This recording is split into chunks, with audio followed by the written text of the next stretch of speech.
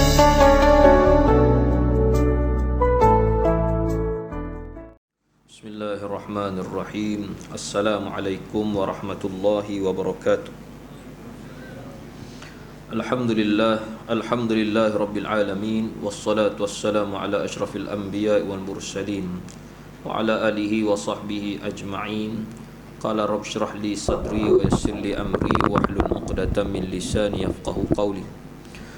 Allahumma faqihna fid din wa 'allimna ta'wil. Allahumma zidna 'ilma warzuqna fahma wasi'a. Rabbi yassir wa la tu'assir wa tammim bil khair. Wa bika nasta'in ya Fattah ya Fattah ya Alim ya Allah ya Allah ya Allah. Allahumma la sahla illa ma ja'altahu sahla wa anta taj'alul hazna idza syi'ta sahla bi rahmatika ya arhamar rahimin. Walhamdulillahi rabbil alamin, amma ba'd.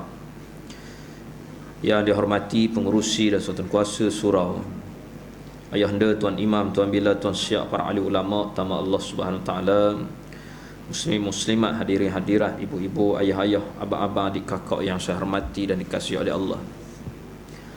Alhamdulillah, pada malam ini kita sambung pertemuan bulanan kita ini dengan bacaan berkaitan dengan sirah Nabi kita SAW daripada kitab rujukan kita, iaitu Sirah Nabawiyah Jurus wa Ibar, karangan Dr. Mustafa As-Sibai rahimahullahu ta'ala.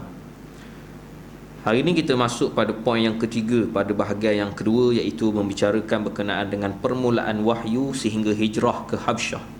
Kita akan tengok pada bahagian yang kedua ini bermulanya daripada kisah penurunan wahyu, iaitu bermula Nabi SAW dilantik menjadi seorang Rasul, sehinggalah peristiwa hijrah yang pertama, iaitu hijrah ke Habsyah.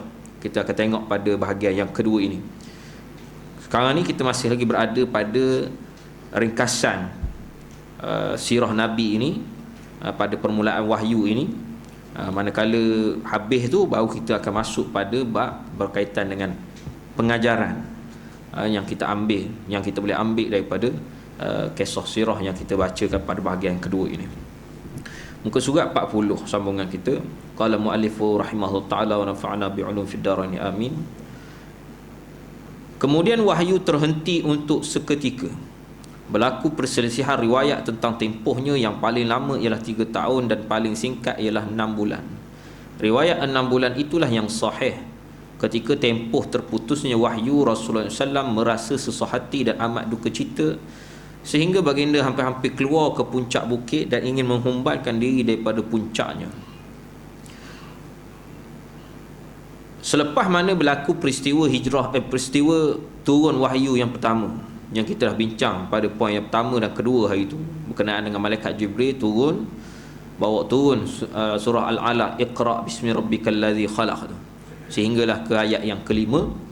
Lepas daripada itu tak ada, lama, ambil masa yang lama pula, tergantung-gantung Nabi SAW ni apa cerita ni. Jadinya dalam tempoh tersebut, jadi khilaf di kalangan ulama dalam bab ini, di antara tempohnya berapa lama. Jadi pandangan yang paling lama yang setakat ini kita jumpa, iaitu paling lama seperti mana disebut oleh tuan pengarang, selama 3 tahun. Maknanya dalam tempoh 3 tahun tu, maknanya Nabi hilang punca, terasa sehingga susah hati sampai tahap riwayatkan dalam Sahih Bukhari ini, maknanya Nabi sampai rasa nak humban diri daripada puncaknya. Maknanya stres lah, bahasa senang ni. Sebab apa?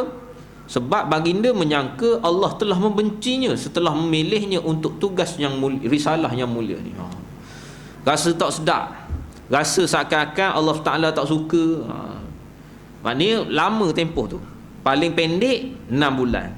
Tak kisahlah, cumanya kita anggarkan lama. Maknanya tak tahu cerita, tak tahu hujung kala sekali. Sebab itulah pada awal dakwah Nabi SAW, Nabi disebut sebagai dakwah sirri saja, dakwah senyap-senyap. Di antaranya sebab kerana tidak sampai perintah lagi. Begitulah Nabi SAW, maknanya nak dakwah secara menyeluruh tak lagi, baru turun 5 ayat. Baru turun 5 ayat. Maknanya yang beriman awal-awalnya siapa dia yang masuk Islam? Khadijah, isteri Nabi waktu tu. Dalam tempoh 6 bulan ataupun 3 sehingga ke 3 tahun ni. Waktu bila mana dah lama tak turun wahyu tu. Maknanya sedikit saja yang beriman waktu tu. Nabi pun sempat sampaikan sekadar itu saja.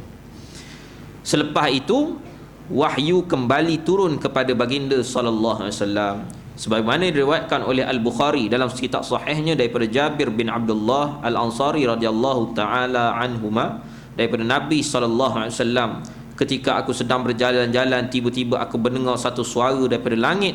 Aku mengangkat pandanganku, rupa-rupanya ia adalah malaikat yang telah datang kepadaku di Gua Hira. Maknanya bila mana Nabi SAW suatu hari Nabi berjalan-jalan, tiba-tiba dengar suara daripada langit manggil dia.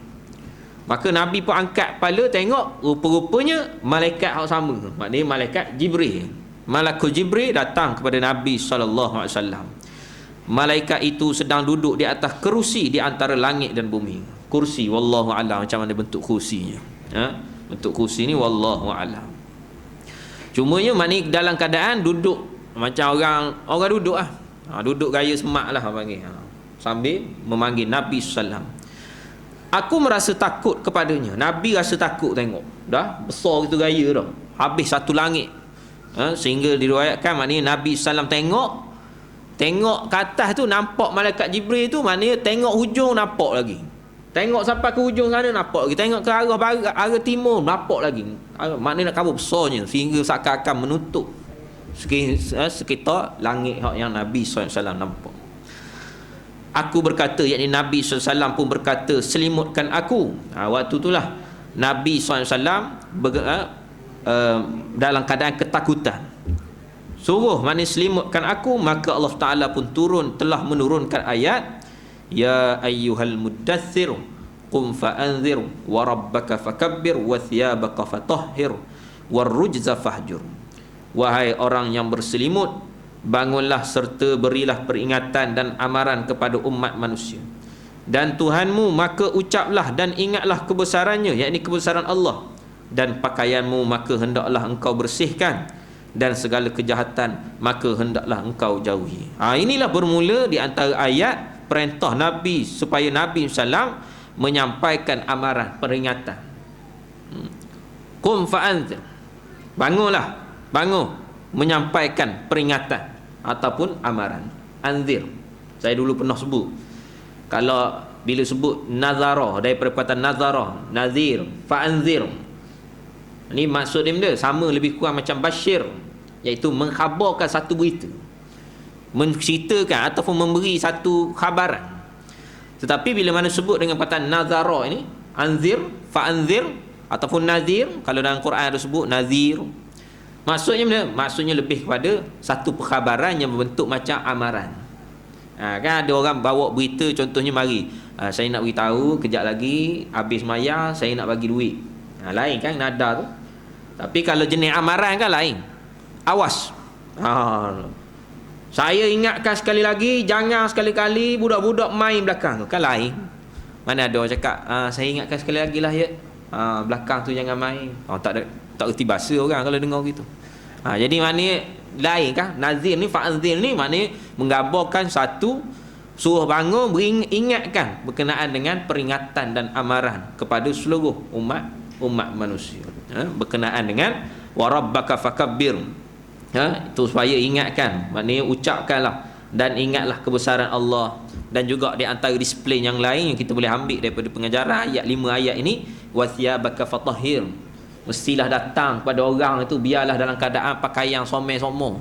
Mana nak buat kerja Allah, agama Allah SWT, nak berdakwah dengan orang, apatah lagi dalam bab ibadat, biar pakaian yang fatahhir, yang bersih, hak comel. Bukannya lusuh. Ada orang dikira, orang dia panggil benda zuhud, dia kata. Padahal pakai baju buruk bukan zuhud, tu ngotor. Ada beza tu. Baju ni maknanya pakaian ni Islam suruh pakai semak. Pakai semak, bukan mahal, semak. Pakaian tu jubah ke sebagainya, maknanya biar gosok, biar basuh, biar berwangi-wangi. Situ duduk perkara. Mahal tu lain cerita, harga tu lain cerita. Harga ni kalau boleh kita tak naklah mahal, buat benda lah nak mahal-mahal sangat dah. Cukup orang panggil boleh pakai. Tapi kalau dah ada pitih tak ada masalah, silakanlah. Tapi jangan pula mari datang riak pula, aku baju mahal. Tu tambuhlah. Cumanya yang kena ingat asas dia situ, tahir. Maknanya dalam ayat Quran ni pun sebut dah, kita nak mari sebagai satu bentuk dakwah, satu pendekatan kita nak mari dekat dengan orang, mesti satu pakaian yang orang kiranya orang boleh hormat kita. Apatah lagi dengan dunia moden hari ni. Nah, memang tak nafi orang ni dia suka tengok pada pakaian. Cuba kalau kita pakai baju lebih kurang, lepas tu pergi ke tempat mewah-mewah, orang tak layan. Orang tak tahu je. Nampak lagi. Tu ada satu cerita mana dah Tokesah. Dia Tokesah buat sos cili tu. Nah, dia bawa balik dari kilang dia nak beli kereta cash. Nah, nak beli kereta bawa puluh-puluh ribu ni. Zaman-zaman tu zaman kereta puluh ribu dah tak ada lagi lah kereta Vefire ni. Kereta adalah zaman tu puluh-puluh ribu nak beli kereta. Mari tu dalam keadaan baju besar. Mana bawa balik dari kilang sah. Dia tokeh. Orang tengok tak layan kata duit pocik ni bukan ada duit. Nampak lagi sebab gitu. Jadinya samalah juga. Itu contoh cerita orang tokesah nak pergi beli kereta. Ini kita ni nak bawa agama Allah. Penampilan tu biar nampak comel.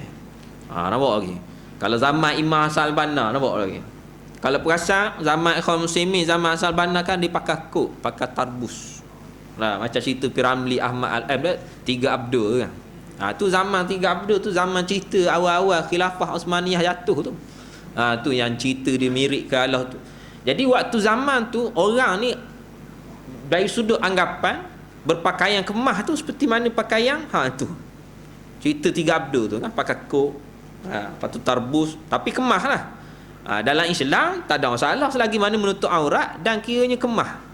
Tak ada masalah. Dan maknanya orang lebih pandang daripada pemakai jubah mungkin zaman tu. Jadi tengok Imam Sabana pakaian dia macam mana. Bila dia masuk ke satu tempat, orang tak pandang lekeh dia. Itu dia.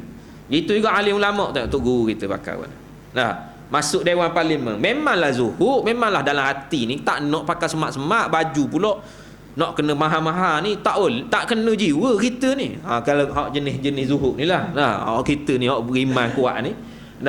Memang kita tak nak. Tapi apa boleh buat? Takkan kita nak pakai baju hak bandar je masuk parlimen.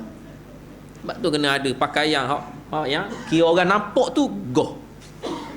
Situ dia. Fatahir. Sebab tu penting. Pakaian pun ada penting. Itu juga orang kita mari ngajar, siapa-siapa ngajar tak mari kuliah. Kita nak berbuk projek je, tengok orang berbuk projek. Tak pakai kemah je. Kereta padahal tak ada pun kereta tu, sewa rela. Sebab nak dapat projek. Baju pun rela sewa. Nampak lagi. Itu cerita dia. Cuma nak khabarnya, pakaian pun kena kemah juga untuk menyampaikan agama Allah Subhanahu Wa Taala. Tak boleh pandang lekeh. Biar orang nampak tu terbeliak sikit akak pandangan. Kalau dari sudut perucapan awam ni, nak beri presentation ni, nak cakap dengan orang ni, antara benda ni paling utama adalah first impression, pandangan hak pertama tu. Maknanya biar orang ni boleh akak kepala. Ini dah awal-awal lagi orang. Macam kalau orang muda nak pergi temuduga masuk kerja.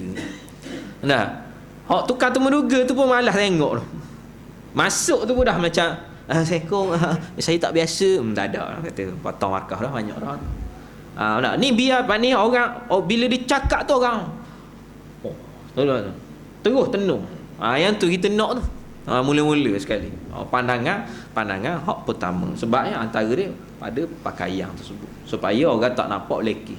Sebab tu Nabi SAW pun berpakaian bukan kabur mahal, tak kabur mahal, tetapi berpakaian yang kemah. Nabi sendiri pun ada pakaian khas dia, khusus waktu khusus ni. Sebab itulah zaman di antaranya kalau ingat ketika mana Sayyidina Umar radhiyallahu taala anhu datang ke datang ke Palestin nak membuka Masjidil Aqsa, maknanya nak masuk ke Palestin waktu tu. Parlimen Islam ketika itu, maknanya datang tengok Sayyidina Umar pakai dengan baju bertompang-tampingnya. Lepas tu pula naik keldai, maknanya datang daripada jauh. Orang musafir jauh. Bukan zaman dulu musafir naik Vefire, maknanya musafir naik keldai. Jadi debu penuh ni kata. Tak boleh ni. Kena tunjuk gah seorang pemimpin Islam. Adakah Sayyidina Umar tu maknanya bila dia pakai jadi belagak? Tak, bukan soal belagak. Soal dia nak nampak kemah pada pandangan khususnya kepada orang bukan Islam, orang yang memusuhi Islam ataupun orang yang tidak faham Islam. Itu bila tengok tu paling kurang dia angkat kepala dia gitu. Ini dak dah siapa lagi dia orang sudah dah mai kutip derma dah. Kutip derma je sendiri. Nampak lagi. Biar nampak semak bagi istilah tu. Sebab tu penting. Dalam ayat ni kita ambil di antara benda ni yang diajar oleh Allah Subhanahu taala dan kepada Nabi sallam bila mana nak memberi peringatan kepada manusia ketika itu. Setelah itu wahyu turun berterusan. Lepas daripada ayat ini barulah wahyu turun.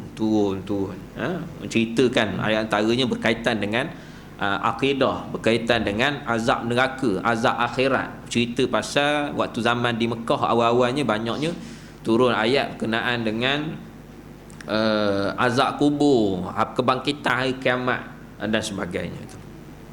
Yang keempat, selepas itu Rasulullah SAW mula berdakwah kepada Islam di kalangan orang yang dipercayai. Ya, ini orang kerasionalan. Maknanya orang yang kiranya rasional, jenis boleh mikir molek lah. Bukannya disebabkan taksub pada satu pandangan ke. Ada jenis orang boleh mikir, yang mana dipercayai akalnya selama 3 tahun cukup. Hasilnya beberapa orang lelaki dan wanita yang terkenal dengan pemikiran yang matang dan jiwanya sejahtera telah memeluk Islam. Iaitu Nabi SAW berdakwah secara secara rahsia selama 3 tahun. Selepas daripada dapat wahyu, Nabi SAW berdakwah selama 3 tahun kepada orang yang kira boleh berfikir secara rasional. Bukannya berfikir maknanya kerana ada jawatan, memikirkan kepentingan dan sebagainya, tak. Dan memikirkan pula secara rasional, maknanya dari sudut kejadian dan juga timbang apa yang Nabi SAW cakap, bukan mengikut perasaan dan sebagainya. Itu dia. Jadi mereka ni lah yang mula-mula sekali, awal-awal sekali yang memeluk agama Islam, yang mana mereka ni bersifat pemikiran yang matang dan jiwa yang sejahtera. Ni orang yang kiranya orang mudah tarbiyah lah, mudah bahasa, mudah bahasa. Lah ni ada kelompok jenis dia jenis target dakwah dia nak hak tu je. Dia nak puak-puak dia hak jenis hak cerdik-cerdik je. Hak jenis dah hak baik-baik je. Nampak lagi. Dia buat kaedah dia ambil, dia kata macam mana kita dakwah pada orang awal-awal, macam Nabi dulu dakwah lah. Awal-awal dulu pilih hak tertentu saja. Hak mak dadah, mak repik ni latak dia pergi mampu. Ibarat gitu. Tak ada, ni bukan kerja kita. Ni beza, sebab tu kita kena faham. Zaman Nabi ni zaman yang gelap. Zaman Islam tak jejak langsung, tak pernah dengar kat telinga ni apa panggil. Kita ni Islam dengar dah, mak repik tu tahu, mak dadah tahu, orang Isyagang tu kena molek tolak jadi imam, baca sedap lagi gitu. Tapi orang panggil dah main dengan unsur yang terlalu banyak, unsur lagu, kawan ke apa, macam-macam lah benda. Itu faktor dia. Ni zaman Nabi daripada zero, daripada orang jahiliah, daripada memang tak ada terus lah Islam ni, tak ada terus. Ini ada dah bertapak dalam hati, ada iman dah. Ada iman dah. Jadi tak boleh kita biar. Sebab tu kita tak berkecualikan dakwah kita kepada siapa lalu depan kita, itulah mad'u kita. Itu bahasa kita. Ada puak ni jenis, maknanya tengok mad'u siapa dia. Kalau jenis cerdik-cerdik, kita ambil ni geng kita. Ya apa? Berapa ramai kalau gitu orang-orang kampung nanya, orang jenis kerja tani, orang zaman-zaman dulu jenis maknanya sekolah pun darjah 3 suku. Dah cerita Ramli, darjah 3 suku, lepas tu tak sekolah langsung, nanya dia siapa sudah, maknanya seakan-akan orang macam ni tak layak nak dapat hidayah, tak layak untuk diberi ilmu agama. Nanya tak boleh. Lepas tu kita kena faham molek konsep tu. Jadi maknanya ni awal-awal, maknanya pilih molek zaman. Setelah bilangan mereka yang memeluk Islam mencapai kira-kira 30 orang, Allah memerintahkan Rasulnya sallallahu alaihi wasallam untuk menyampaikan dakwah secara terang-terangan. Selepas Nabi sallam berjaya maknanya mengislamkan lebih kurang dalam 30 orang di kalangan sahabat yang kuat ini, termasuklah Sayyidina Bakar ketika itu, termasuklah Sayyidina Hamzah, Sayyidina Ali, juga sahabat-sahabat yang besarlah ketika itu yang dah masuk Islam. Maka barulah diperintahkan oleh Allah Ta'ala suruh dakwah secara terang-terangan. Awalnya tak ada terang-terang, bisik-bisik lah bahasa senang dia, bisik-bisik, lepas tu saudara mara, gitu. Lepas tu pula ibaratnya orang macam kira aku dengar. Maknanya aku dengar je. Bukannya maknanya Nabi pernah cakap gini, tak ada. Maknanya lebih kepada tertutup lah. Itu dia. So lagi nak sebut tadi, orang hak jenis milih mad'u ni beza dengan Nabi. Nabi tak pilih cerdik. Nabi bukan pilih maknanya di kalangan orang kaya-kaya, di kalangan doktor-doktor, di kalangan orang akademik-akademik yang hebat, tak. Yang ada di Malaysia ni setakat ni, puak ni saya jumpa, dia pilih hak yang jenis budak-budak student, pointer dia 3.0 ke atas. Budak profesional, akademik, doktor biasa, engineer, dia target situ. Nabi tak. Nabi orang hamba. Contoh Bilal bin Rabah. Nampak lagi? Orang biasa je. Sebab tu yang awal-awal masuk Islam, iaitu di kalangan orang miskin dan juga di kalangan hamba. Tak nafi benda tu. Tetapi orang yang kuat, jiwa dia tu kuat. Kemudian walaupun mereka ni orang miskin, walaupun mereka ni orang yang di kalangan hamba, tetapi berfikir secara rasional. Orang lain mungkin berfikir macam-macam kepentingan. Hak jenis ada harta, kan aku ikut Muhammad ni kejap ikan. Orang ambil harta aku. Orang tak nak berurusan niaga dengan aku. Nampak lagi? Tu beza dia. Orang yang ada pangkat dalam kabilah dia, aku ikut Muhammad je kan. Orang tolak aku, lah kali aku jadi orang biasa je. Ini antara dia. Sebab itulah Abu Lahab dan Abu Jahal, jenis-jenis hak bapak kafir Quraisy ni, hak kepala-kepala hak lawan Nabi SAW, walaupun kata report darah dia dan sebagainya. Mereka ni juga di kalangan ulama sebut, maknanya mereka ni bukannya tak percaya dengan apa yang Nabi sebut, tetapi sebab bukan dia tak faham apa yang Nabi sebut, tapi sebab kepentingan itu. Mereka sendiri yang mengatakan Nabi itu sebagai Al-Amin, bukan Nabi ni gelar diri dia sendiri. Mereka iktiraf Nabi sebagai Al-Amin, sebagai seorang yang jujur, amanah, orang yang bagus perangai dia, cakap pun benar, cakap tak pernah nipu. Lepas tu pula puji Nabi dan sebagainya, orang yang hebat, ngakui nak kehebatan Nabi SAW, kecerdikan Nabi SAW, ketokohan Nabi SAW, semua ni. Tapi bila Nabi ajak kalimah la ilaha illallah, adakah sebab dia tak faham kalimah la ilaha illallah macam kita? Malah Abu Jahal, Abu Lahab ni lagi faham lagi dah. Sebab tu mereka ni waktu zaman tu tak adanya, maknanya nanti kalau aku sokongmu barangkali kalau aku sokongmu ni beralih kursi ni jadi kan. Nampak lagi? Risiko tak boleh nak jadi PM dah lepas ni. Nampak lagi? Ataupun risiko lepas ni tak ada nak dapat peceng menteri ke. Nampak lagi? Tak ada. Sebab zaman tu mana ada mikir bab tu. Cuma Nabi mari ajak, suruh mengucap la ilaha illallah Muhammadur Rasulullah, itu aja. Tetapi sebab kepahaman mereka yang lebih mendalam kalimah la ilaha illallah itu. Sebab mereka sebut la ilaha illallah secara automatik, seperti mana yang saya dah sebut sebelum ni pun saya dah sebut dah. Maknanya mereka faham bila sebut kalimah la ilaha illallah, tiada Tuhan melainkan Allah, secara automatik semua benda, tiada ilah ni maknanya Tuhan. Apa benda yang dianggap Tuhan, semua ni tak ada guna dah. Semuanya tak ada nilai dan tak boleh dah, semua benda kena tolak. Sebelum ni mereka bertuhankan kepada harta, tak ada guna dah. Sebelum ni mereka bertuhankan kepada patung, tak ada guna dah. Bertuhankan kepada nafsu, bertuhankan apa sahaja. Dan kemudiannya benda tersebut, pegangan tersebut boleh menggugat status mereka. Mereka takut boleh menggugat status mereka. Inilah antara sebab dia. Akhirnya mereka tidak mahu beriman dengan apa yang Nabi SAW ajar pada waktu tersebut. Ini nanti insyaAllah kalau ada rezeki kita memang boleh bincang sangat berkenaan dengan ilah, perkataan ilah itu, Tuhan itu, dari sudut akidah. Ini dinyatakan dalam firman-Nya selepas 3 tahun, maknanya Nabi SAW disuruh untuk dakwah secara terang-terangan pada firman Allah, fasda' bima tu'mar wa'rid 'anil musyrikin. Oleh itu sampaikanlah secara berterus terang apa yang diperintahkan kepadamu wahai Muhammad, dan janganlah engkau hiraukan bantahan dan tentangan kaum kafir musyrik itu. Maknanya tak payah pedulilah ke orang kafir musyrik, memang kamu akan mendapat tentangan.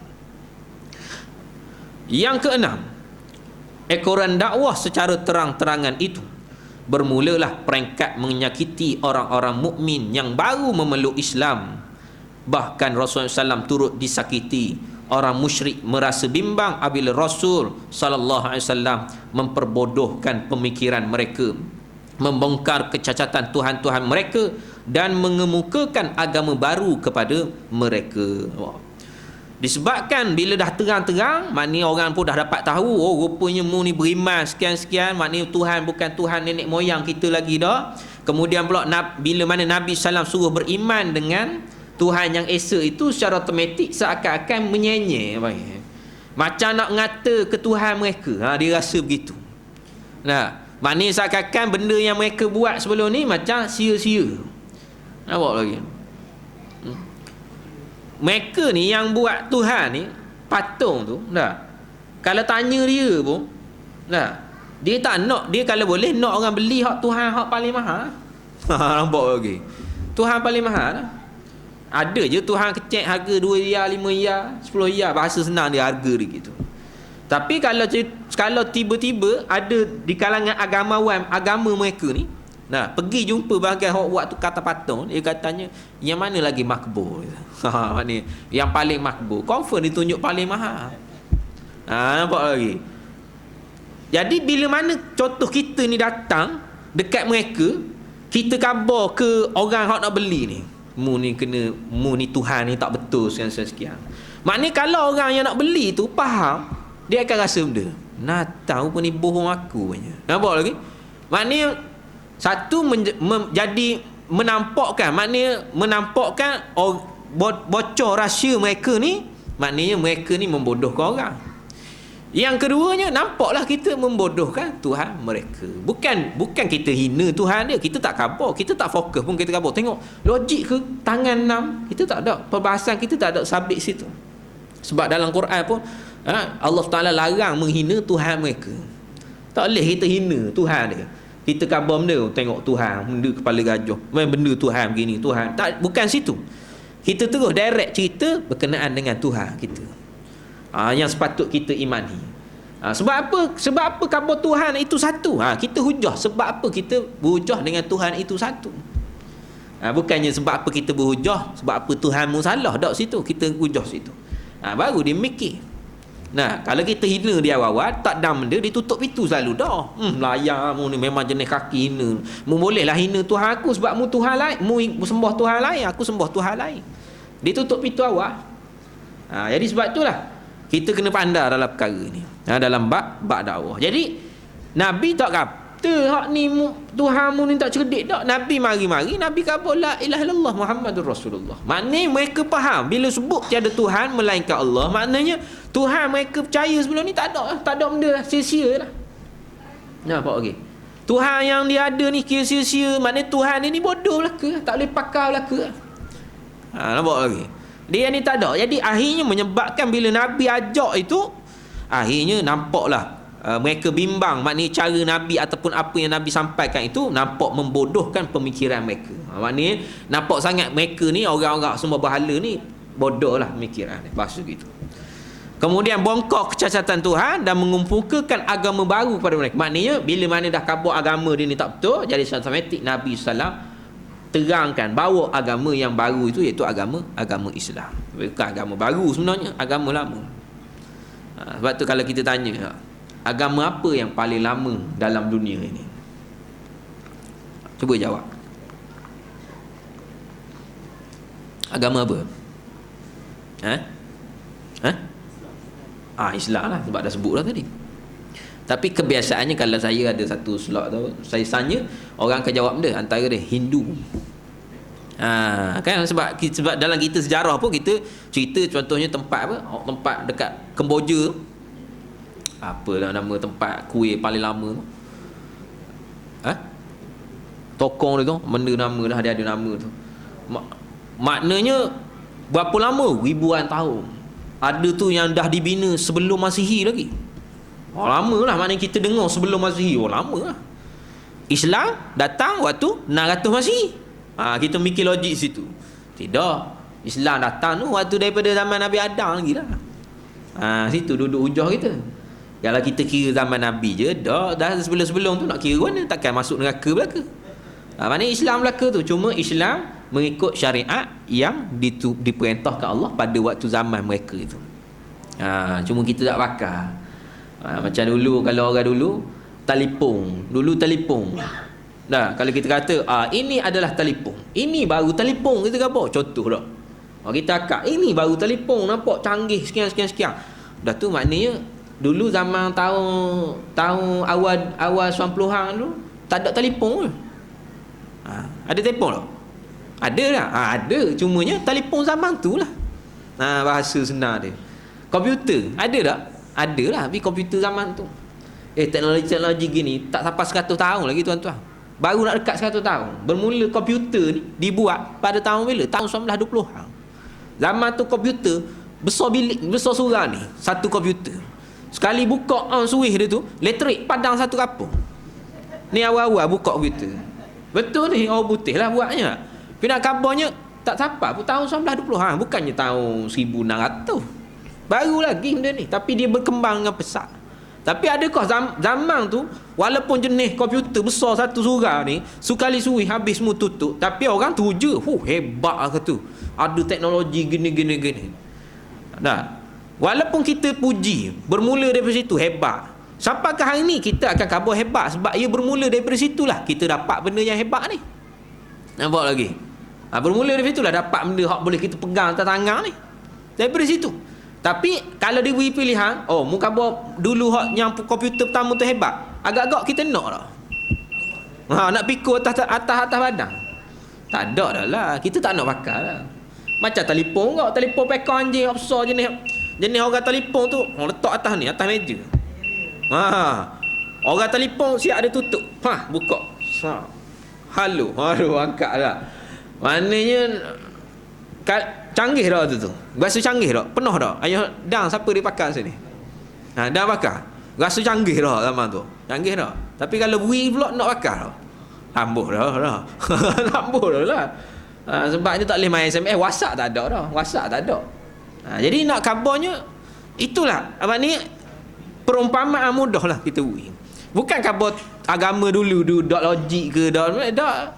Tu sama je yang tukang buatnya Allah Subhanahu Taala hak turun. Cuma bila siapa ni dah ada hak lagi comel, barang lagi lengkap, apatah lagi diperintahkan oleh Allah pula suruh ikut hak ni. Hak tu biar barang-barang tu yang lama tu tak payah peduli dah. Ni ambil hak ni, apatah lagi ada perintah. Memang lagi kita nak ambil hak barang, hak lagi comel. Barang hak molek sikit kali. Itu dia. Allahu akbar. Itu dia keadaan dia. Jadi sebab itulah kita kena faham molek. Agama ni mula-mula agama Islam. Waktu ni lah bermulanya, maknanya dah mula, maknanya dah tahu, maka pakat menyakiti orang-orang yang masuk Islam, sehingga Nabi sendiri pun disakiti. Agama itu mengajak kepada Tuhan yang Maha Esa. Agama yang Nabi SAW ni ajak kepada Tuhan yang Maha Esa, Tuhan yang tidak dapat dilihat oleh mata dan pandangan, sedangkan dia yang mengetahui hakikat pandangan mata. Dia juga Tuhan yang Maha lemah lembut, lagi Maha mengetahui apa yang telah dan akan berlaku. Tuhan ni, sebab apa kita tak boleh pandang dengan mata? Tak boleh pandang, tak boleh tengok. Kerana Allah yang ciptakan pandangan, bukannya kita yang mengadakan pandangan. Dia kena faham. Contohnya, kita boleh tengok mikrofon. Sebab apa ada mikrofon? Sebab apa kita boleh tengok mikrofon? Sebab kita yang mengadakan mikrofon. Itu. Sekarang ni Allah SWT bukan kita yang mengadakan Allah Ta'ala. Memang kita tak boleh tengok. Ini antara hujah lah. Kalau jenis orang nak mikir logik akal tu, itu hujah dia, antara dia. Selain daripada sebab kelemahan mata kita itu sendiri. Itu dia, pandangan. Kemudian Nabi ni sendiri diseksa. Kena faham sahabat-sahabat sekalian, ahli jemaah sekalian. Sahabat-sahabat Nabi awal semua pakat kena seksa. Ada yang diseksa dengan dijemur tengah panas. Ada yang diseksa dengan dipakaikan pakaian besi, pakai baju besi, lepas tu duduk tengah panas. Baju besi hak berat, kemudian duduk tengah panas. Payahlah masak tu dalam. Ada yang digantung kepalanya, maknanya digantung kaki ke bawah, kaki ke atas, kepala ke bawah. Diseksa, sambil tu disebab diseksa. Ada yang dilayu atas api. Ada dilayu atas api. Sebab tu ada sahabat, saya tak ingat lah, ni kena rujuk belaka, kena buka belaka kisah-kisah, tapi tak ingat nama sahabat. Maknanya dia buka baju, sahabat kejut belaka, warna gitu. Maknanya ni daging atas belakang ni luruh, tak ada dah. Ibarat daging tu koyok habis dah, kiranya tinggal tapar, kesang macam orang accident tu ibaratnya. Tapi dah belekok-lekok dah. Sebab apa? Isi tak ada dah. Isi tu habis. Sebab apa? Kena dedeh daging dia waktu kena layu atas api. Maknanya layu atas api tu daging tu meleleh jatuh. Sampai gitu kena seksa. Kita ada ya. Kita meleleh daging kambing jelah kita. Bedah pula makan. Tak ada benda kita ni. Ada, tak payahlah orang bagi. Tak susah. Ada tu yang digulung dalam tikar, macam tikar tu, bubuk duduk dalam tu kena ikat, lepas tu dinyalakan asap. Bukan api, asap. Jadi asap tu masuk celah tikar jadi warna lemah. Ada gitu. Nabi SAW sendiri disakiti. Di antaranya kisah yang biasa kita dengar lah.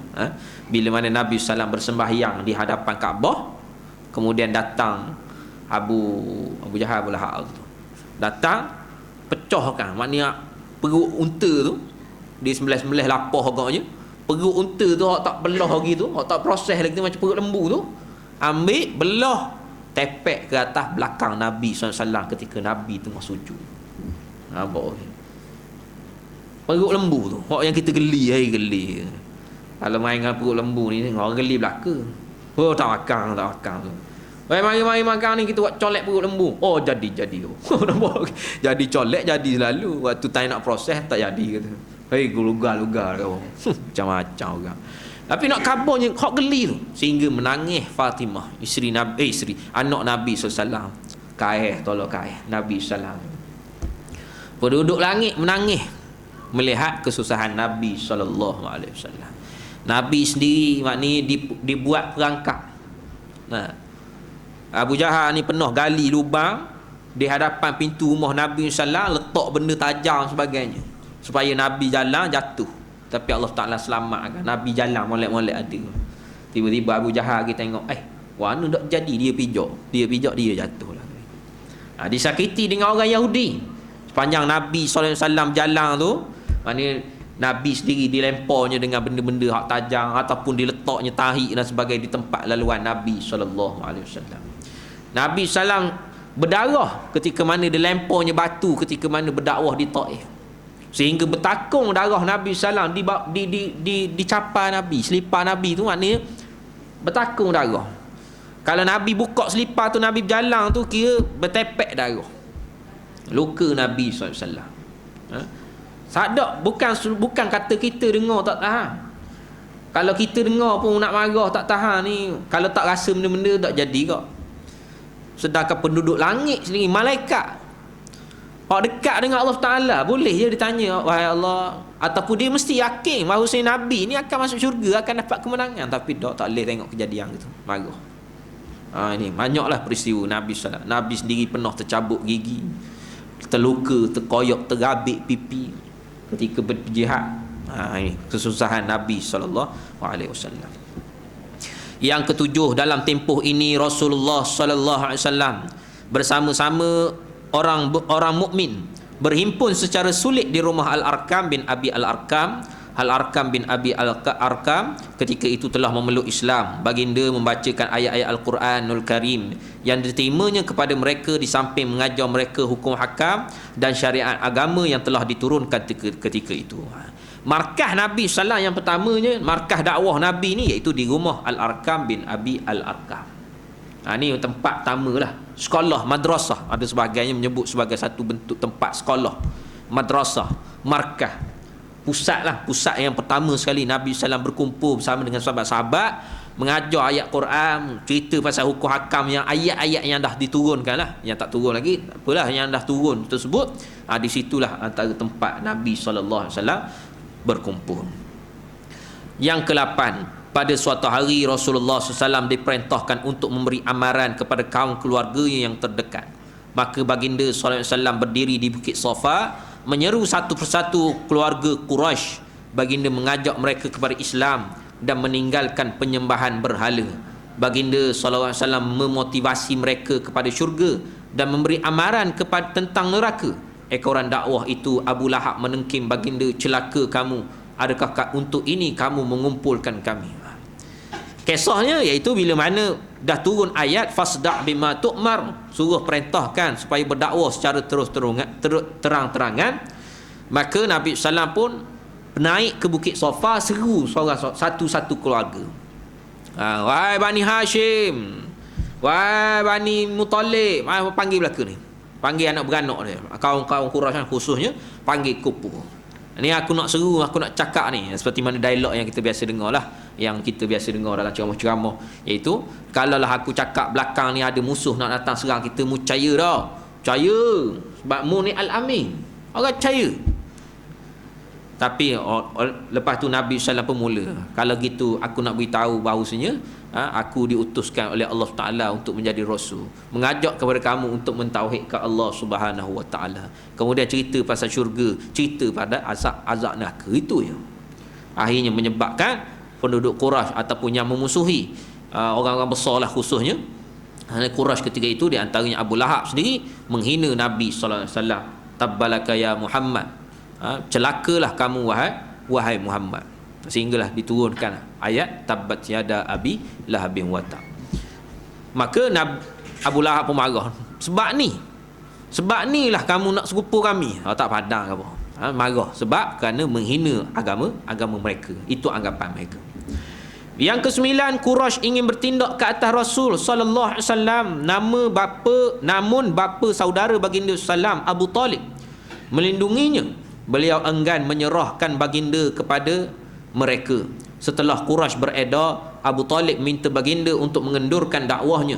Baginda menyangka bapa saudaranya tidak lagi mahu membantunya. Maka baginda mengucapkan kata-kata yang masyhur, demi Allah, kalau mereka meletakkan matahari di sebelah kananku dan bulan di sebelah kiriku, supaya aku meninggalkan urusan ini, sekali-kali aku tidak akan meninggalkannya sehinggalah Allah memenangkannya atau aku binasa kerananya. Jadi kaum Quraisy ni bila mana Nabi SAW turun bukit je, waktu tu pakat hina belaka dah, marah dan sebagainya. Waktu tu lah kaum Quraisy ni, orang kafir Quraisy waktu tu melihat siapa dia yang melindungi Nabi SAW. Waktu tu baca rahsia, oh dia ni rupa sokong Nabi. Ada sebahagian yang sokong Nabi tapi masih tidak beriman dengan Nabi. Di antaranya Hamzah bin Abu Talib, pak saudara Nabi. Dia tak beriman, sepupu Nabi. Maknanya dia tak beriman lagi, tetapi membela Nabi SAW. Termasuk juga Abu Talib, pak saudara Nabi SAW, yang membela Nabi SAW, tetapi tidak beriman. Jadi Abu Talib ni orang yang melindungi Nabi SAW. Zaman tu kira Abu Talib ni ibarat ayahanda lah. Ayahanda kawasan, lindung seorang. Jadi siapa dia nak kacau dia dan sebagainya, kena melalui ayahanda kawasan. Kalau siapa dia usik budak ni, siap, ibaratnya gitulah. Gitu. Jadi orang mu minta ginilah, wahai Abu Talib, kalau mu tak bagi aku nak kacau Muhammad, nak bunuh ke benda semua tak bagi, gini mu nasihat ke Muhammad, janganlah dakwah kata. Ni kalau sekiranya kalau waktu ni dialog antara dia, kisah peristiwa itu tawaran kepada Nabi sallallahu, kalaulah nak pada harta, kami bagi harta. Kalau nak seorang budak maknanya seorang hamba, kami bagi hamba yang paling lawa dia, hak paling gagah, paling smart, yang boleh mu guna, bagi. Kalau nak jawatan, kami bagi mu jawatan. Benda lagi, semua benda nak. Yang penting jangan sampaikan dakwahmu, jangan sampaikan agama baru hak mu bawa ni.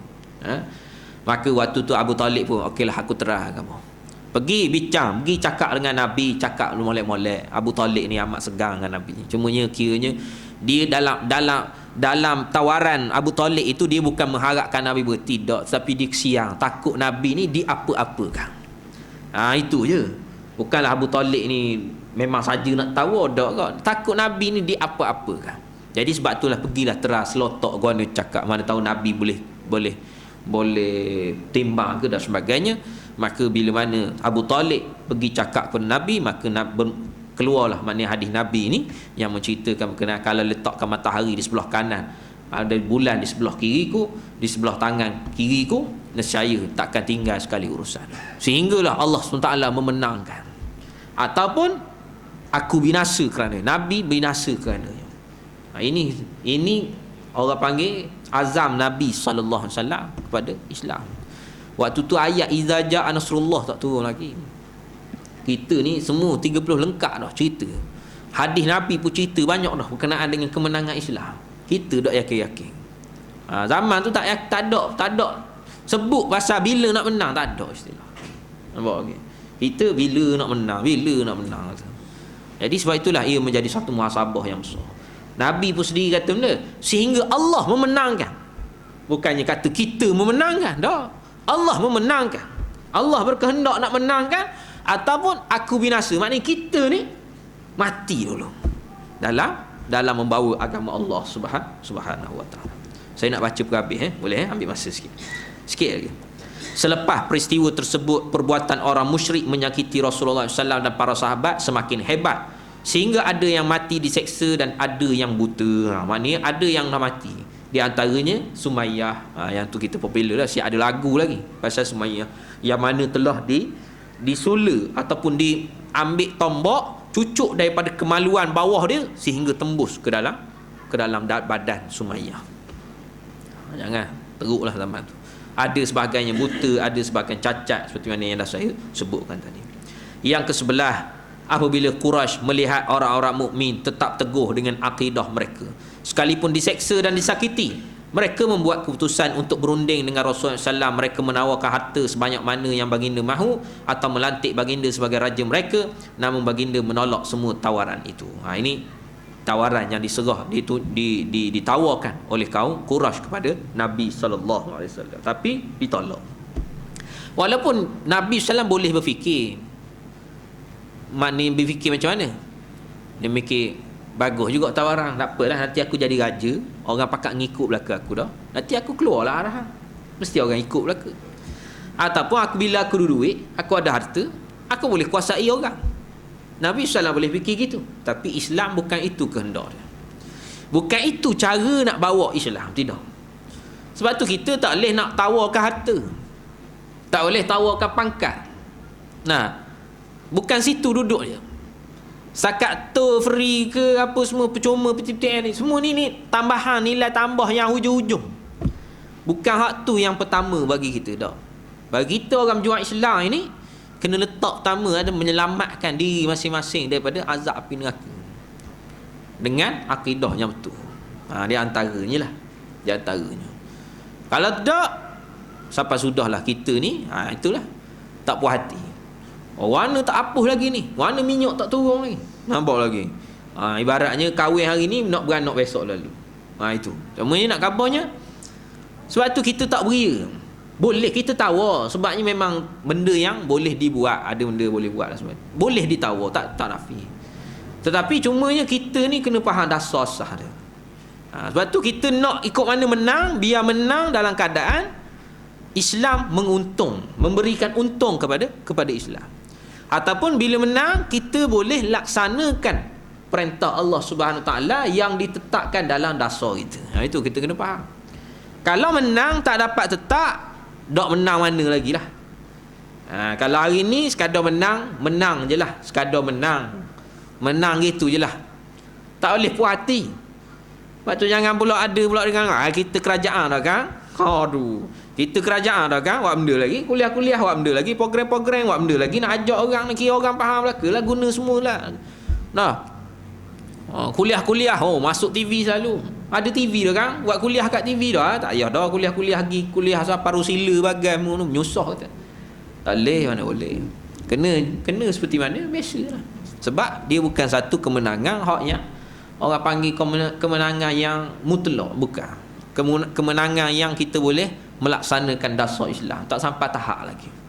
Jadi sebab itulah kita kena faham, tidak mudah berpuas hati. Sebab itulah Nabi SAW boleh dah menang dengan cara tersebut, tapi bila Nabi menang, Nabi tak boleh laksanakan Islam, buat benda. Jadi sebab itulah Nabi SAW menolak tawaran tersebut.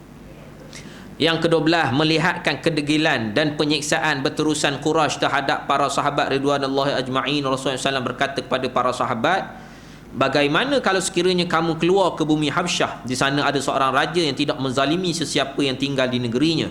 Kamu tinggal di sana sehinggalah Allah menjadikan untuk kamu jalan keluar kepada kesulitan kamu ini. Inilah bermulanya peristiwa Habsyah, hijrah ke Habsyah yang pertama. Oleh itu para sahabat ridwanullah ajma'in berhijrah ke sana untuk kali pertama seramai 12 orang lelaki dan 4 wanita. Namun selepas menerima khabar pengislaman Umar dan kejayaan Islam, mereka pulang kembali ke Mekah. Dalam waktu mana mereka pergi awal-awal tu, trip pertama pergi tu, bila dah duduk sana, tiba-tiba dapat khabar Sayyidina Umar masuk Islam. Sayyidina Umar masuk Islam ni satu rahmat besar.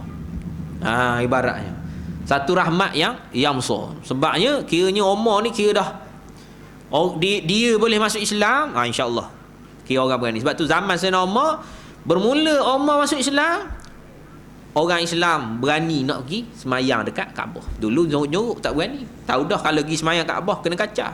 Ni dah zaman Sayyidina Umar boleh semayang molek-molek di zaman tu sahabat-sahabat boleh semayang.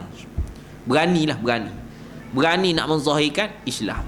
Ditambah pula Hamzah bin Abu Talib. Maknanya masuk Islam lagilah. Sama-sama backing dua orang tu. Sama-sama sama-sama gagah. Orang yang digeruni pada zaman tersebut. Bila dengar gitu, pakat balik mula. Akan tetapi tak lama kemudian mereka pergi semula ke Habsyah bersama orang-orang mukmin yang lain. Bilangan mereka dalam hijrah kali kedua ke Habsyah ini seramai 83 orang lelaki dan 11 orang wanita. Kali kedua ni, mereka pergi lebih ramai lagi untuk menyelamatkan diri mereka. Bukan sebenarnya diri, tetapi menyelamatkan akidah mereka. Bahaya juga. Takut gogeh macam kita lah. Kita ni kadang-kadang satu segi bukan kita nak lari, tapi takut akidah itu. Jadi itu begitulah maknanya waktu zaman tersebut, zaman sebelum hijrah Nabi SAW, hijrah besar iaitu hijrah ke Madinah, waktu tu masih lagi kira nak selamatkan iman di antara dengan cara berhijrah. Lah ni tak ada dah hijrah. Jangan pula buat alasan pula buat apa berhijrah, selamatkan iman. Bukan zaman dia dah. Waktu tu kira nak cara nak selamatkan iman ketika itu. Sebabnya keadaan terlalu meruncing. Takut-takutnya boleh berubah sebab tak tahan dengan seksaan. Jadi berhijrahlah mereka ke Habsyah. Yang ke-13, selanjutnya orang-orang musyrik bertindak memboikot Rasulullah SAW, Bani Hashim dan Bani Muttalib. Orang musyrik tidak lagi berjual beli, bernikah dan bergaul dengan mereka. Orang musyrik juga tidak menerima sebarang perdamaian daripada mereka. Pemboikotan itu berlanjutan selama 2 hingga 3 tahun. Rasul sallallahu alaihi wasallam dan orang yang bersamanya berhadapan dengan kesulitan yang teruk. Kesan pemboikotan tersebut ia berakhir hasil usaha tokoh-tokoh Quraisy yang rasional. Bila mana mereka ni sebahagian pergi berhijrah ke Habsyah, waktu tu berlakulah di antaranya peristiwa dialog orang Habsyah. Maknanya Najasyi, raja Habsyah yang dipanggil Najasyi ketika itu, maknanya bertanya berkenaan dengan kepada Ja'far bin Abi Talib. Ja'far bin Abi Talib ketua lah waktu tu, ketua yang berhijrah ke Habsyah. Tanya, bapa mau lari? Cerita pasal sekian kami menganut agama Islam yang dibawa oleh Muhammad. Agama benda yang dibawa Muhammad tu macam mana? Diceritakanlah berkenaan dengan Nabi SAW. Kemudiannya diceritakan apa benda yang dibawa oleh Nabi SAW. Waktu tu Najasyi terus mengiyakan apa yang dibawa oleh Nabi SAW. Dia kata betul. Sebab Najasyi seorang raja Habsyah ketika itu yang kuat dengan agama dia, iaitu agama ahli kitab. Jadi dia mengiyakan. Dia kata ni betul. Dia kata. Cumanya dia tidak mengucap syahadah. Cumanya bila mana dia meninggal, Nabi SAW melaksanakan solat janazah gaib kepadanya. Wallahu a'lam ketika itu. Sebagian ulama sebab tu mengatakan kiranya Najasyi ni mungkin Islam dah waktu tu.